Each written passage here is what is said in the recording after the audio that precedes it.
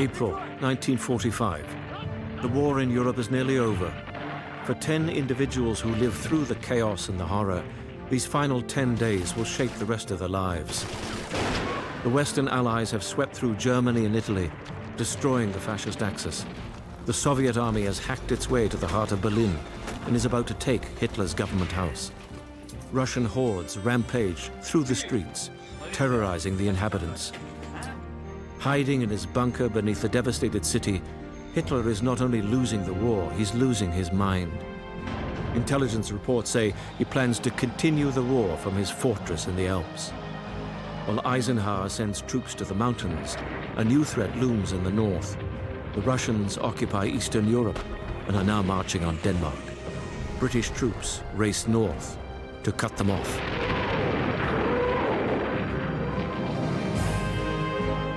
The next 10 days will change their lives and the world forever.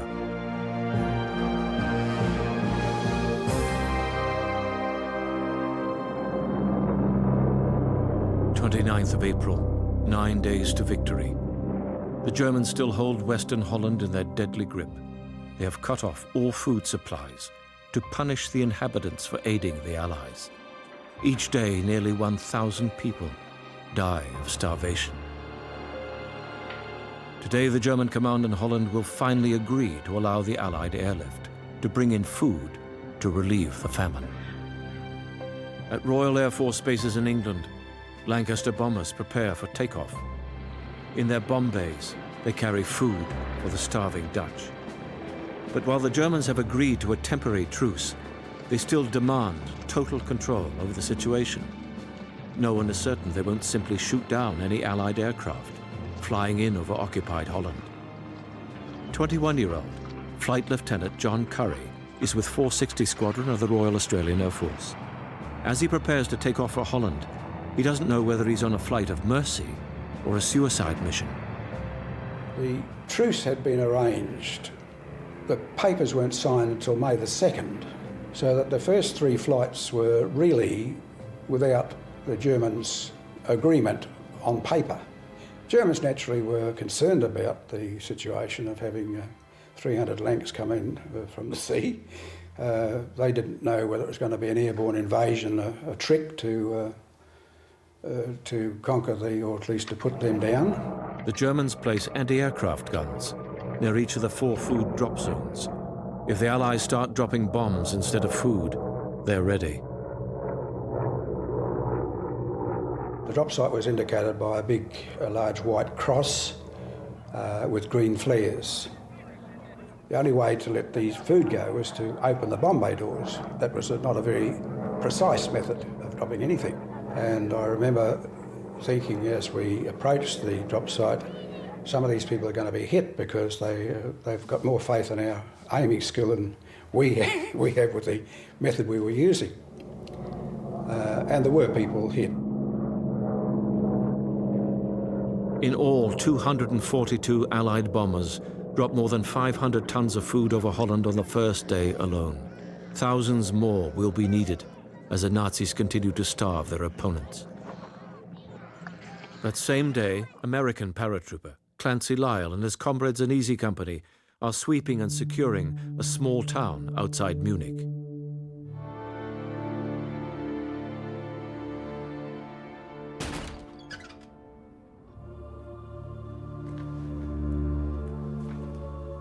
Is anybody there?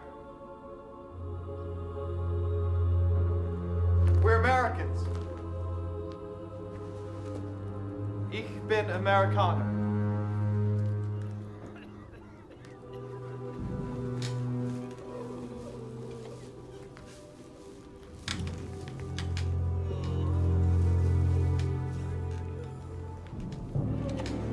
We heard rumors, you know, that they have concentration camps, and here we see these human skeletons. They just looked, you know, like a ghost looking at you. It was the sickest thing I ever saw in my life. We also saw hundreds of bodies piled up on one corner. What the Germans did, they shot as many as they could, and they left before we got there. between the stench and them crying and all that stuff, man, I don't care who you are. I had tears in my eyes. I never seen anything like this in my life. The appalling brutality of the Nazi concentration camp profoundly shakes the battle-hardened paratroopers.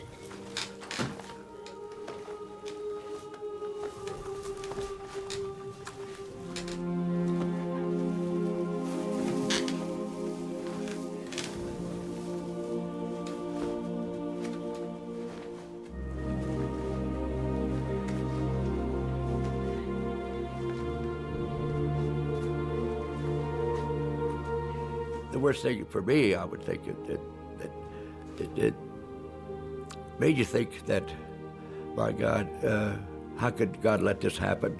You know, it tests of faith, but of course, I never lost my faith. I don't think any of us ever did. But how could people do that? You know, you had to be an animal to do things like that. And some of the SS were animals, and they enjoyed doing that.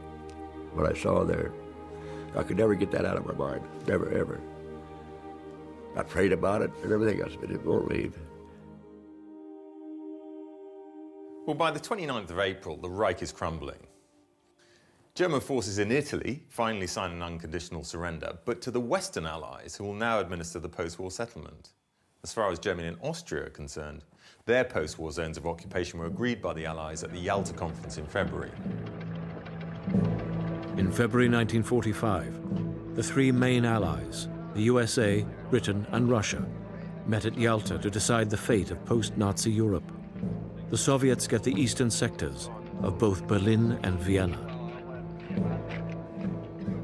And yet the cities of Berlin, Prague and Vienna can be taken by whoever gets there first.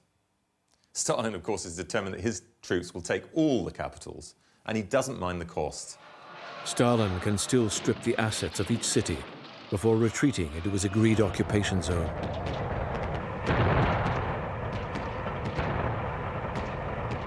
In Berlin, the Russians' target, the Reichstag, is finally in sight.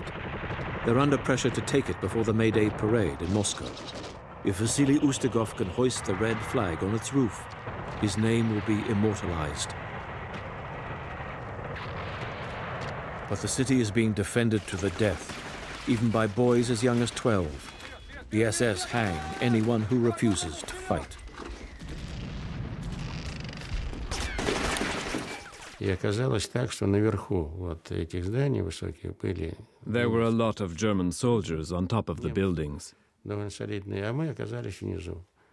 И когда утром 20... When we started to move towards the river Spree on the morning of April 29th, they opened fire and hit us really badly. Они нас сверху здорово побили. Vasily Ustugov and his men are on the move night and day. Severely exhausted, they become easy targets for German snipers.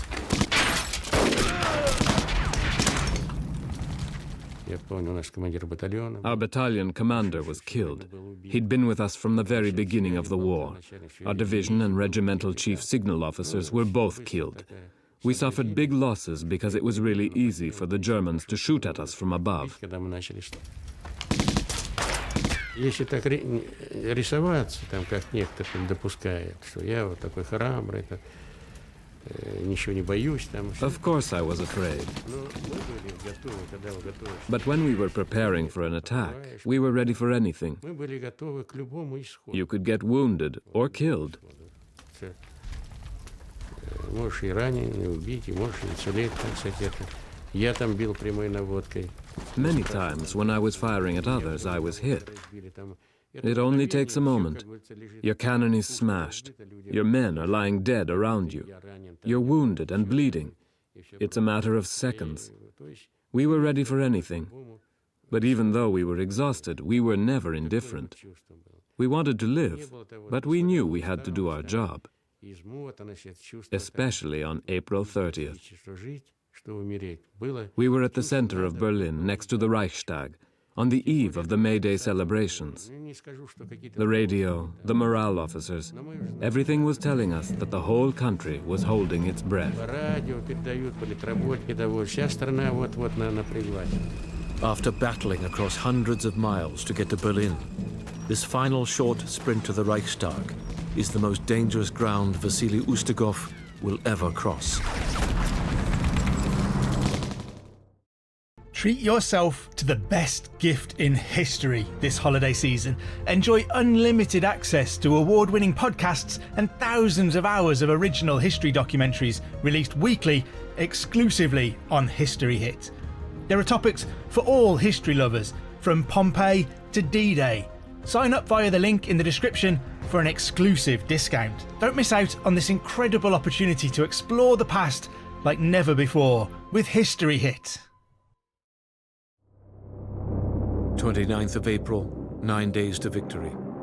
After a week of vicious fighting, the Russians now occupy most of Berlin. In the evening, they go looking for the spoils of war. The remaining residents of Gerda's apartment block seek safety in numbers. They crowd into her small dining room, while Gerda and her sister keep out of sight.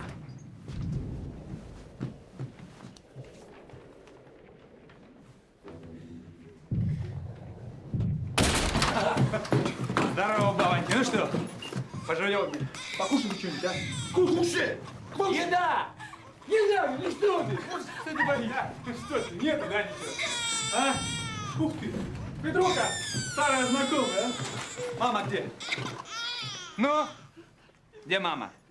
Ты звони, не помню. Где мама? Мама!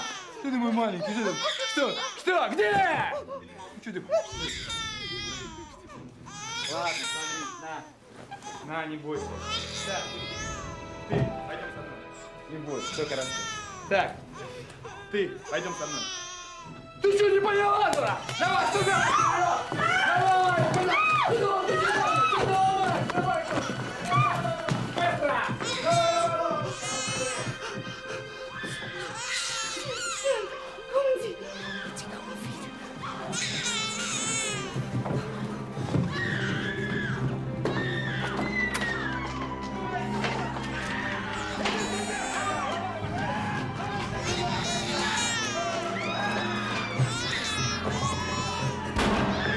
There are soldiers everywhere. They can only escape to the deserted floor above and hope the balcony is the last place the Russians will look.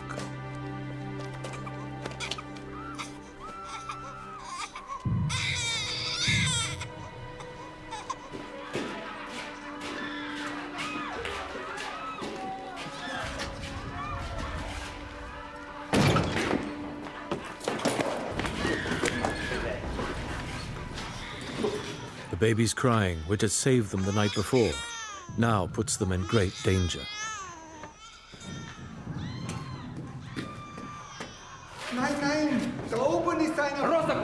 They have to find some way to quiet the child, and quickly.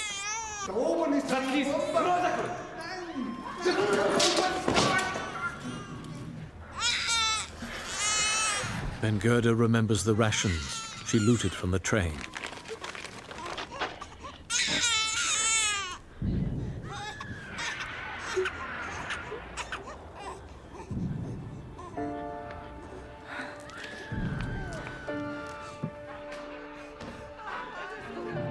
Every time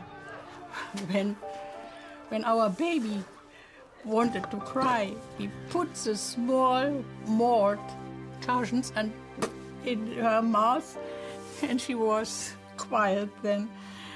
But I heard everything what happened in our home, in our house. And there was a friend of mine, the same age as I, and I heard her crying, and it was so awful because it was in my room, in my bedroom, it happened. And I heard her crying, and I heard her crying my name.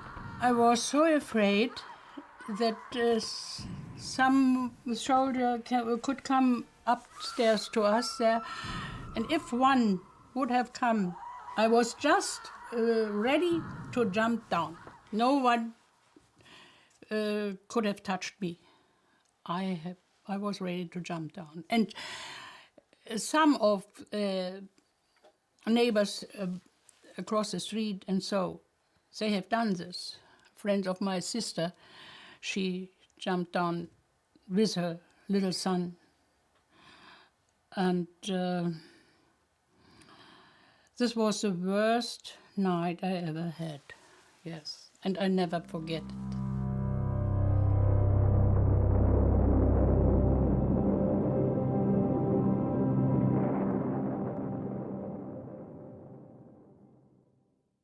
of April, 8 days to victory. The Russians are in Berlin. They have taken Vienna and are closing in on the Czechoslovakian capital, Prague. Churchill's still urging Eisenhower to get to Prague before the Russians, but Eisenhower, under orders from the American Chief of Staff, General George Marshall, isn't prepared to suffer any casualties.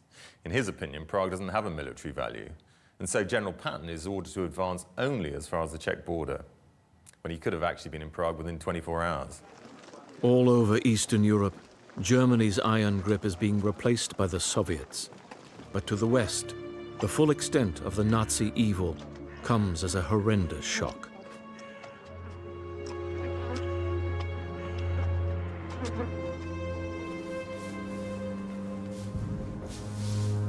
A few miles outside Munich, paratrooper Clancy Lyle oversees the local townspeople cleaning up a place they claimed didn't exist.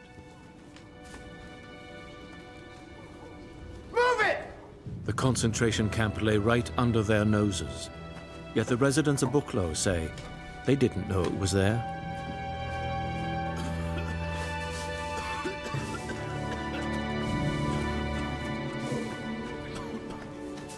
And the people in the area had to know, because those people was out on their farms working for them. They had to see the column of smoke. They had to know what was going on. But it's the first time they had to grab hold of these corpses. And the first time they had to bathe these walking skeletons, you know, man, women, whatever, they had to bathe them. And you could see that they was shaking like this, crying like they got caught. That's what it was. And they tried to, you know, repent, I repented, you know, that's crap. But it was a really marked difference. When we first went into town there, they had the flags out, the white flags out and all this stuff. Kept aloof, kept away from you, stuff like that. Now all of a sudden, oh, please forgive me, all that, you know. Their philosophy turned right around after they had to go into the camp. So I had no pity for those people.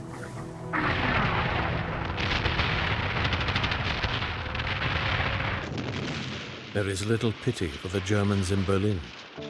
During the day, the Soviet soldiers are busy fighting, but in the evening, they get drunk. Then they go looking for loot and women. The Russian soldiers went from cellar to cellar, from house to house. On our side, there was a butcher, and his daughter was only 14 years old.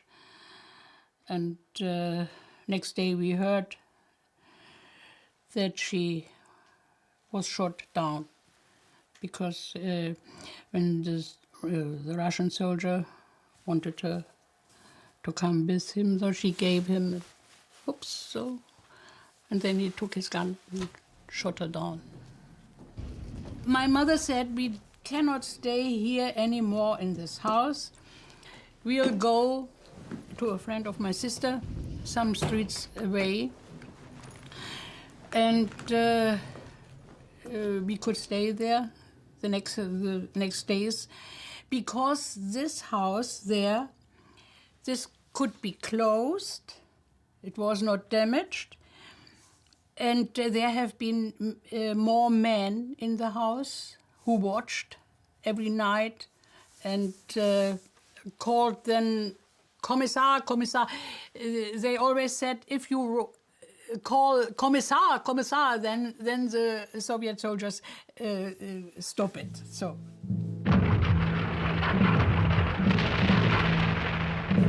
Berlin is only hours away from falling to the Russians. They have now fought their way to the very steps of the Reichstag, only a short distance from Hitler's bunker.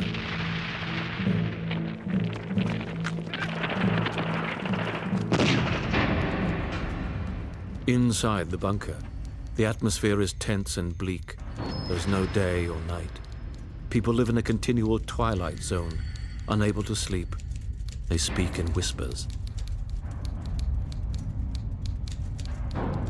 Hitler is terrified of being taken alive. He is determined not to suffer the same humiliating fate as Mussolini. Telephone operator Rokas Mish and the rest of the bunker staff are all too aware that the closer the Soviets get, the closer Hitler is to taking his own life. Everybody was already half dead. It was very close to the end. I don't know if you can imagine what those days were like. The lack of sleep, the feelings of things coming to an end.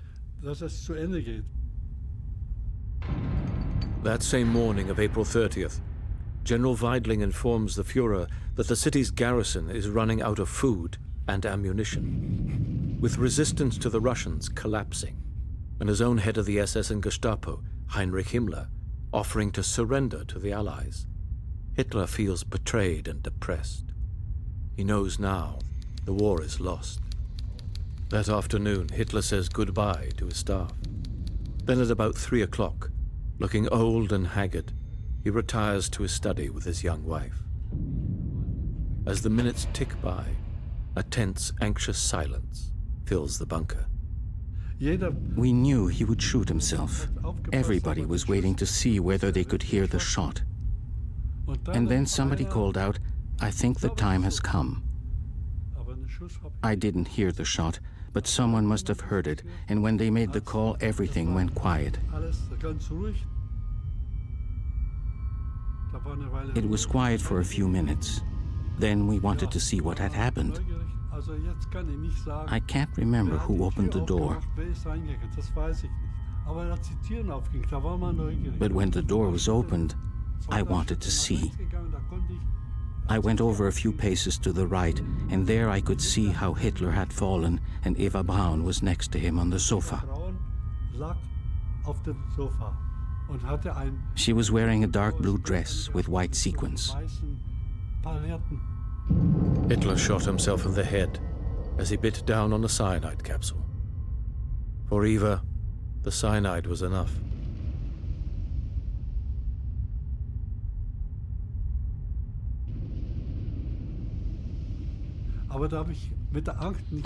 After I saw it, I ran away, but I became frightened and confused and ran back. As I came back, I could see how Hitler was being wrapped in blankets on the floor.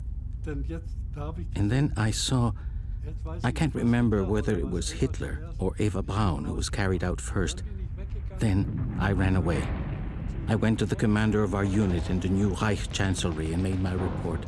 The Führer is dead. Nothing mattered anymore. Nothing mattered. All I can remember doing is closing the large handles of the steel doors.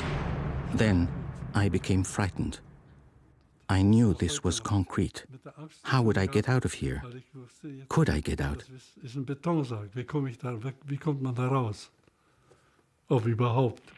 Adolf Hitler and his bride of only 36 hours are then taken outside by his staff, doused in petrol and burnt in a bomb crater. The enemy will not be able to display or defile his corpse. Now it's up to his successor, the new Führer, Grand Admiral Dönitz, to try and stop the massacre and the complete destruction of Berlin.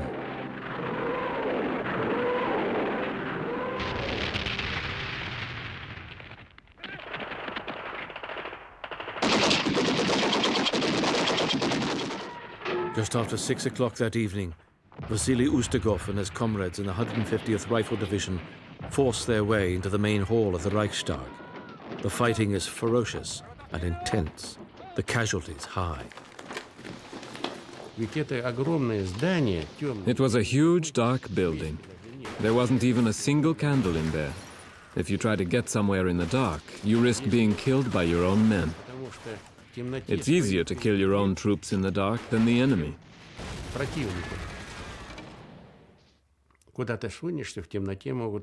Things like that happen to the Russians and the Germans alike. It's very difficult to know where you are and who is in front of you in a dark city.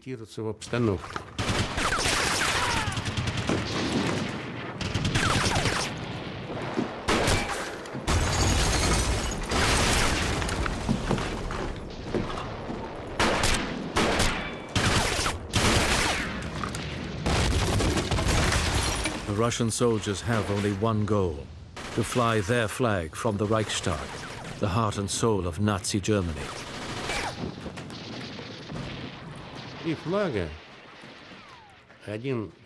There were 3 flags. The first was carried by Sergeant Piatnitsky, who was killed on the steps of the Reichstag.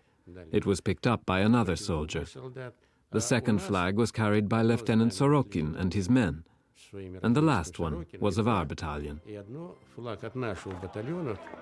Just before 11 p.m. on the 30th of April 1945, the capital of Hitler's Third Reich is officially under a Russian flag. But the biggest war in history is not over yet.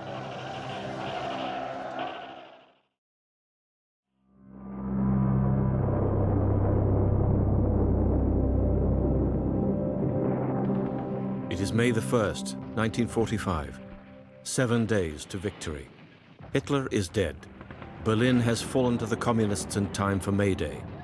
The city has yet to officially surrender, but there is only one question on everyone's mind. Could this be the end of the war?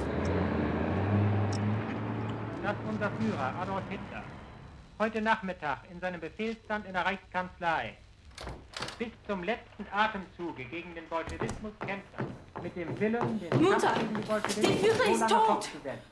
Es ist aus. Der Krieg ist aus, nicht wahr? Grand Admiral Dönitz, Hitler's successor, issues a communique to the nation, saying that it is his duty to save them from the communists. He orders the utmost resistance. Es ist nicht aus. I had no future. I remember I was standing there and I thought, I never will laugh again. This was my feeling. And I didn't know what will come, what kind of future can I have. I was really helpless. Well, as soon as the news of Hitler's death reaches the Allies, they concentrate all their efforts on negotiating an unconditional surrender with his successor, Grand Admiral Dönitz. But Dönitz can't be contacted, and in any case, he's only interested in surrendering to the Western Allies so as to save as much of Germany as possible from Russian occupation. In Hitler's bunker 15 meters below the ruins of Berlin, German Chief of Staff General Krebs has just been to see the Russian commander, General Zhukov, for the second time to request a ceasefire. Zhukov rejected him. He will only accept an unconditional surrender of all German forces. Krebs cannot conceive of being taken alive by the Soviets. Suicide is the only option. Only a few now remain in the bunker. Hitler's telephone operator, Roke Smish, is one of them. Even though I was tired and numb, and I didn't care what happened, I pulled out a pistol in case I had to shoot myself. Well,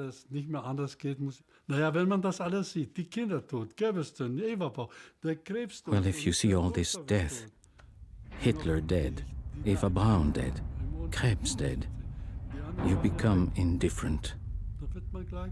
I could not leave my post. I was a soldier, I had to stay here. If I ran away, they would shoot me as a deserter.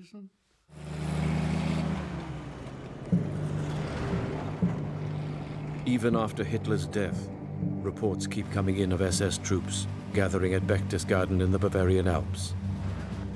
Paratrooper Clancy Lyle and Easy Company are on their way to engage these hardened Nazi forces.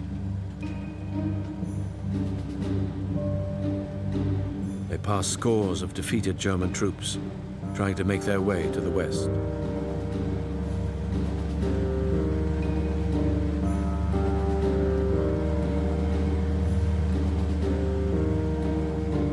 Even coming down the shorter roads, nothing but mass Germans surrendered, marching in lockstep down the road. Quite a few. That was a good sight. I mean, as far as you could see was Germans. You know? The Nazi Empire is spiraling into chaos. Everywhere, German forces are trying to secure a separate peace with the Western Allies. They simply cannot face surrendering to the Russians, whom they consider inferior. and who will no doubt torture them and condemn them to hard labor in Siberia.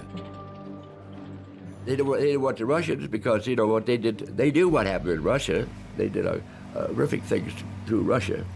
So if I was a Russian, I'd be damn sure I was going to do some damage to them too. All of them.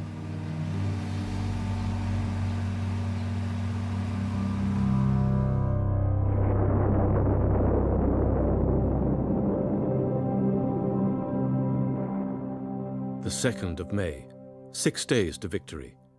The Allies receive news that the Russian army has taken Rostock on the Baltic. They are rapidly closing in on Denmark, from where they can control the entire region. Now it isn't just a matter of ending the war, it's how it will end. The next few days will determine the shape of Europe for generations to come. Churchill receives reports of parachutists landing in the vicinity of Copenhagen. And for this reason, he's absolutely desperate for Montgomery to get to the Baltic first, so as to stop the Russians getting into Denmark. On the 2nd of May, Montgomery's forces take the city of Hamburg. Commando Cliff Morris and his comrades are making the final push to Denmark. British forces finally reach the Baltic and seal off the Danish peninsula a mere 6 hours before the Russians get there. The Western Allies have kept the Soviets out of Denmark and northwest Germany. Montgomery quickly establishes an eastern flank from the Baltic to the Elbe. The roads around here, of course, are crowded with thousands of troops and refugees pouring towards the west, trying to escape the Russian advance. British forces meet whole German units, complete with arms and equipment, trying to surrender. And during the 2nd and 3rd of May, Montgomery's men take 500,000 prisoners. At 3 p.m. on the same day, the Berlin garrison finally surrenders unconditionally to the Red Army. The ferocious 2-week battle for the German capital has cost the Russians over 300,000 casualties. The Germans suffer well over 100,000 dead and injured, with a further 480,000 taken prisoner.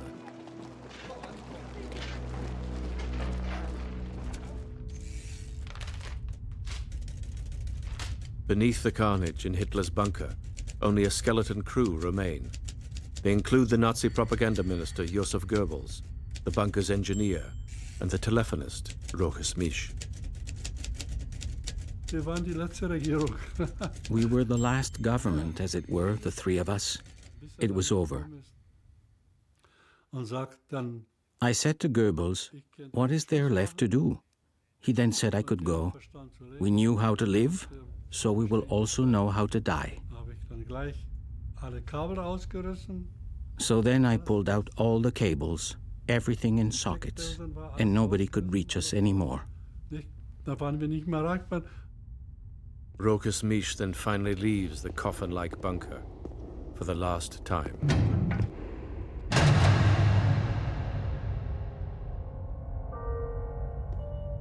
A few minutes later, Goebbels shoots himself.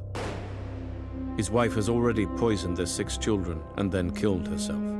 The bunker has become a ghastly testimonial to the Nazis' evil madness. That same afternoon, Montgomery finally receives the message he's long been waiting for. The commander of all northern German forces facing him is prepared to surrender.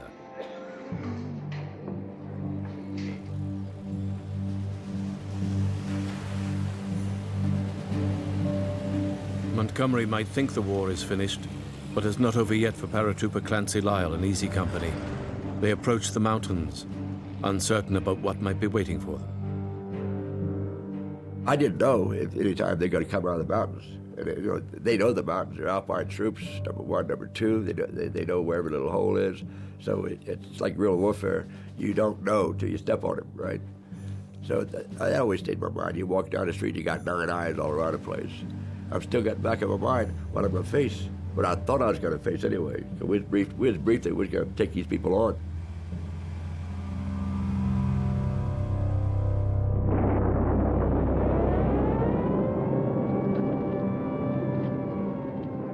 Third of May, 5 days to victory. For the most part, the Russians have left the suburbs for the center of Berlin. Gerda and her family venture back to their apartment. Nothing can prepare them for what the Russians have done to their home.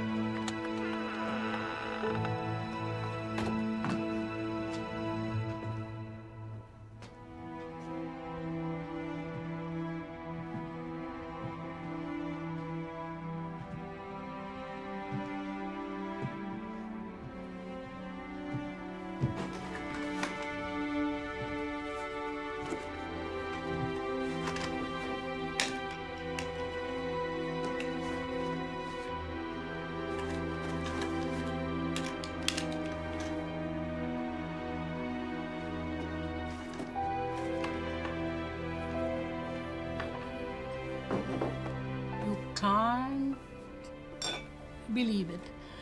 The bathroom, the bath was filled.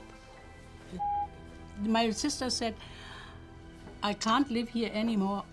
Her sleeping room was full of candle lights. The baby bed was damaged and all full of. You can't believe it. But Berlin is not the only city that's been sacrificed to the Red Army. Down in Czechoslovakia, meanwhile, the Germans are still fiercely resisting Russian attacks from both the north and the east. And General Patton's US Third Army threatens to attack from the west.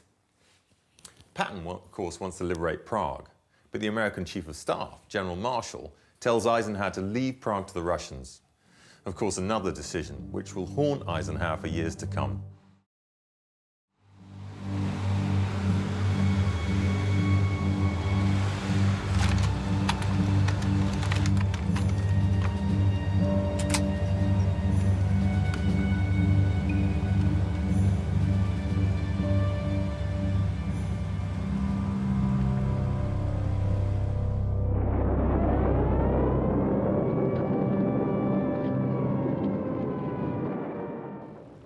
Fourth of May, 4 days to victory. Paratrooper Clancy Lyle and Easy Company move ever closer to a deadly showdown in the mountains with the fanatical SS. The silence is menacing. They could be driving into a trap. Their nerves are on edge. Yeah, sure, it's scared. I don't care how big and bold and bad you think you are, you know, you still got, if you're not like this, you're crazy, you had no business being there, you know. But yeah, we all had the same idea that Jesus so close into the war. I hope I get through this. You know, I expected to find a lot of guerrilla pockets. You know, hit and run ambushes on you, stuff like that. It's pure guerrilla warfare. You come out behind trees or top of trees all over the place. You don't know where they are. Meanwhile, in the north, just after 5 p.m., a delegation of top German officials visit Field Marshal Montgomery. The day before, he refused their offer to surrender only to the west. Today, they sign an unconditional surrender of all forces facing him in northern Germany. The surrender is signed at 6:30 p.m. and comes into effect the following day, the 5th of May, at 8 a.m. This was really the sort of pinnacle of his career, in a way. I mean, here was he, having started as a very junior officer in 1908, when he was commissioned from Sandhurst, receiving the surrender of 2 million of the nation's enemies. So it was a really moving occasion for him. News of the capitulation hasn't reached the front lines. Commando Cliff Morris and his comrades are preparing to capture the Baltic port of Kiel. In a couple of days, he'll be out of a job. He writes in his diary.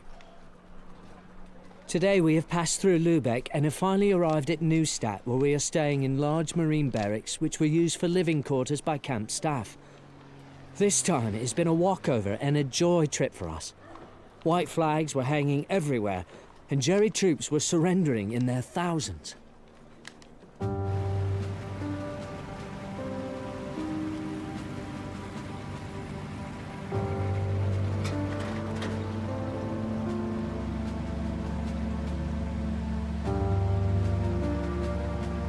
While the war staggers to an end all over Europe, Paratrooper Clancy Lyle and his comrades in Easy Company must still complete their dangerous mission in the mountains.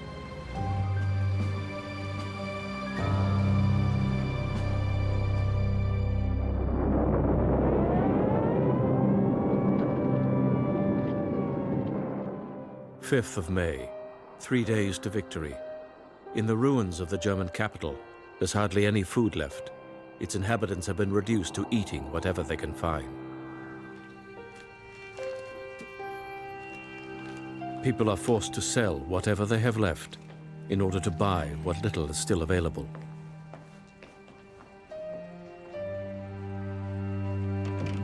Even bread is scarce and expensive. 2 slices must last a whole day. While the Russians ransack Berlin, its people are starving.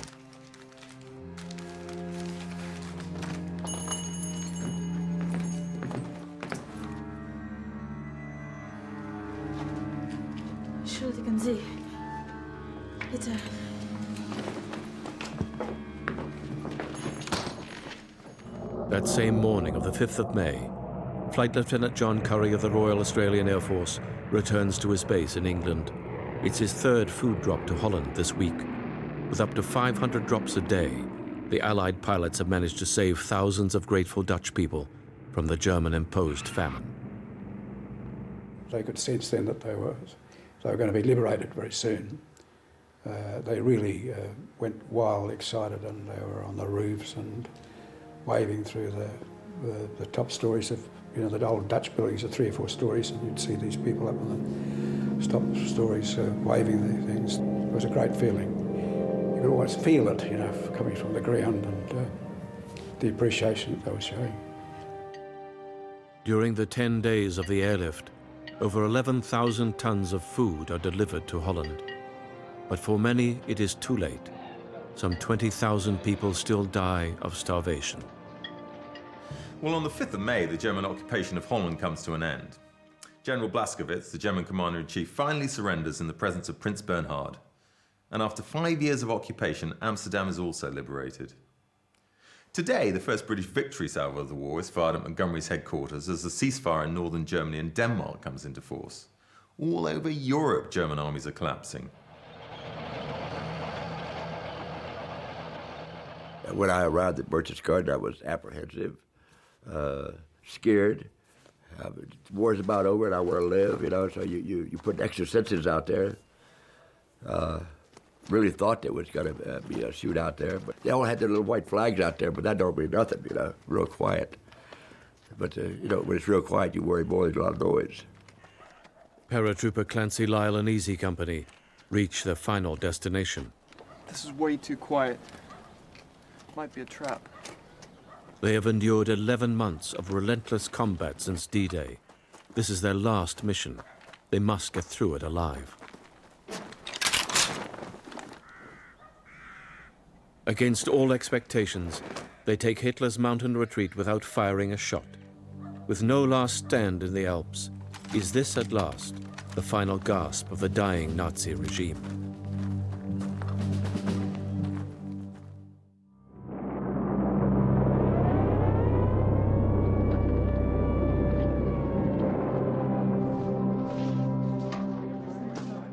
th of May, 1945.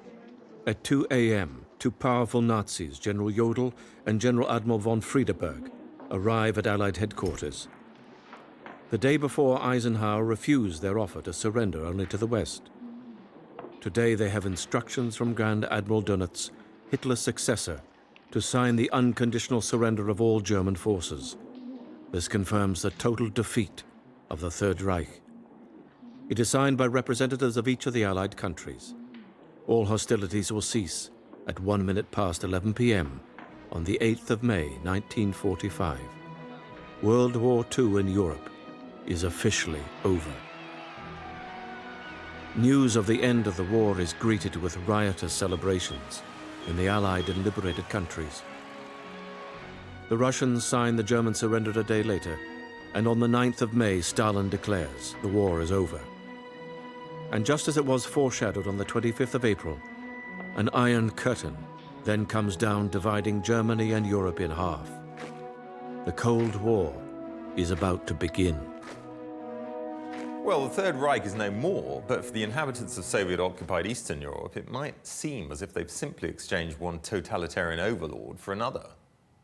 Montgomery and Churchill, of course, are horrified. They both believe they won the war but lost the peace. And even in the hour of victory, Churchill's filled with foreboding, and he writes later, "The Soviet menace, or so it seemed to me, had already replaced the Nazi foe." For Gerda Pettersson and many East Europeans, life under the Soviets is one of hardship and repression. So I had to work in a military hospital, carry dead babies away, and I had to clean, and it was a hard time as long as the Russians have been in our part of Berlin. But on the 8th of May, 1945, the future seems bright and free of the dangers and deprivations of the last 6 years. The horrors of the war are past, and people can get on with their lives.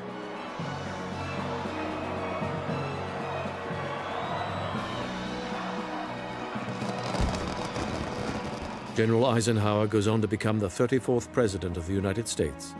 He dies in 1969. Field Marshal Montgomery is given the title First Viscount Montgomery of Alamein. He's then appointed Deputy Commander of NATO. He dies in 1976.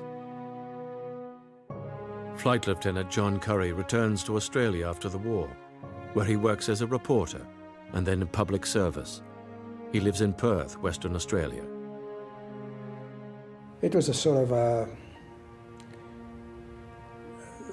very mixed feelings when it ended, because we'd been training for 3 or 4 years and the match was called off. You know, it was sort of, it was a bit of a shock. You were out of a job. Commando Cliff Morris returns to England in 1945 and enjoys a successful career as a boxer, as well as working in the baking industry. He lives in West Sussex, in the south of England.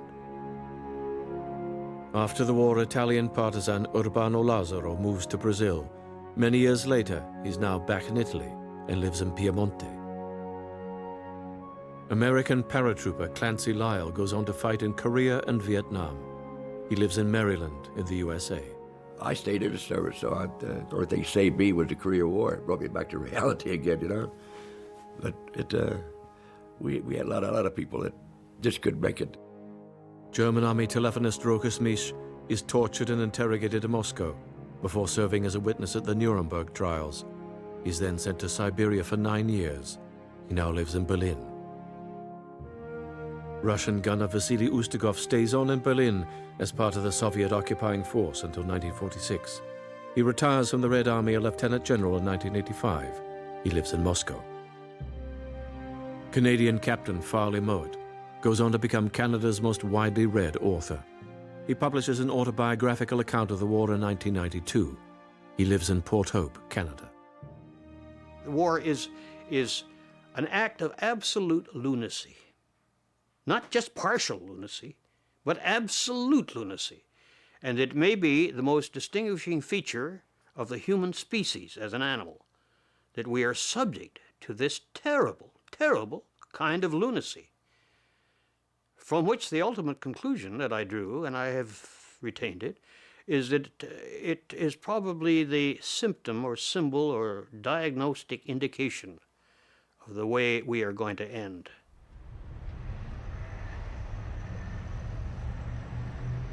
When the Americans finally arrive in Berlin in July 1945, Gerda Pettersson is relieved to discover that her home is in the American sector. But she falls in love with and marries a doctor from East Berlin and lives there through the long, hard years of the Cold War until Germany's reunification.